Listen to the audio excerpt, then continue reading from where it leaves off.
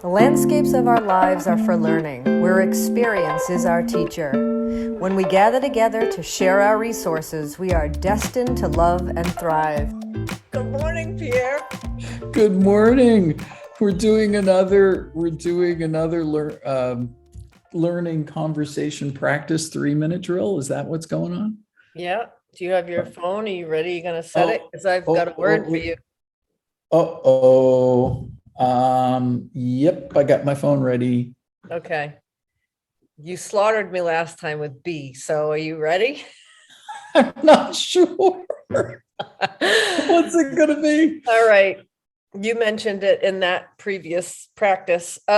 Altruism. Oh, okay. Altruism. I always say altruism. I think that's You an say interesting tomato, I say tomato. tomato, one of my favorite Did you hit songs. start? I did. All right, I'm hitting start now. Okay. Yeah. One of my favorite songs. Ella Fitzgerald, Louis Armstrong. Altruism.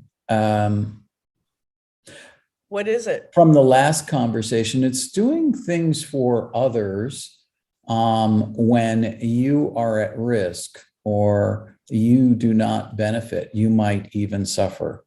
And why would anybody conduct themselves in that way? If we're here and we are selfish creatures, and from a genetic point of view, evolutionary point of view, it's the survival of the fittest. It's your genes moving on to the next generation. Why would you ever do that? Because we're not just competitive, we're cooperative. And we're cooperative, right? And to E.O. Wilson's point, which was very controversial at the time in a book called Sociobiology, to the extent that we're cooperative and we recognize that if somebody saves us from drowning and by putting themselves at risk, in other words, an altruistic behavior, and we remember that and we return the favor, the cooperation as we support each other creates this safety net. And that's really how these societies form. And we were talking about bees before, ants.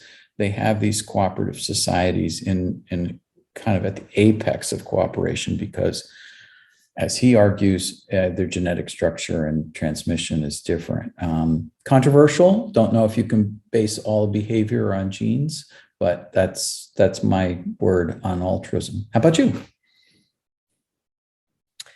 Yeah, I think about bonobos. Bonobos? They're kind of monkey. Yeah, they're very close in genetic structure. Franz de Waal was like a primatologist, I think he's still alive, and he's done some TED Talks and stuff, but I used to show one of his TED Talks about altruistic behavior in bonobos and other maybe primates, but to my students when I was teaching about human behavior, obviously, in stories and why you would want to do anything for anybody else. Like, do you open the door for somebody else and do something nice for another person?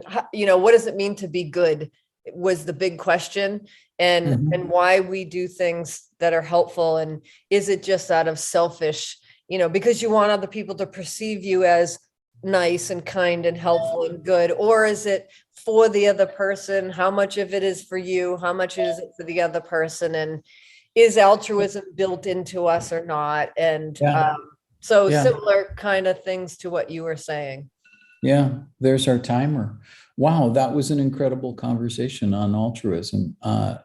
Interesting that it went to questioning how it exists and on what foundation. Well, yeah. Cool. Are we wired for altruism, or is it something that we learn? I think. Right. Or talk about a big subject. Yeah, that could be a big subject. I love these 3-minute conversations. I hope our listeners will participate with us. You can just reach out through their website and contact us, and we'll get in touch with you. You can propose a word, and we'll come on and talk to us about the word if you want to. Send you a link. Yeah. All right. Well, Pierre from Yoga Heals, Peace Through Grace. Maureen from Landscapes for Learning. Learn to live, live to learn. Wow, we nailed that outro.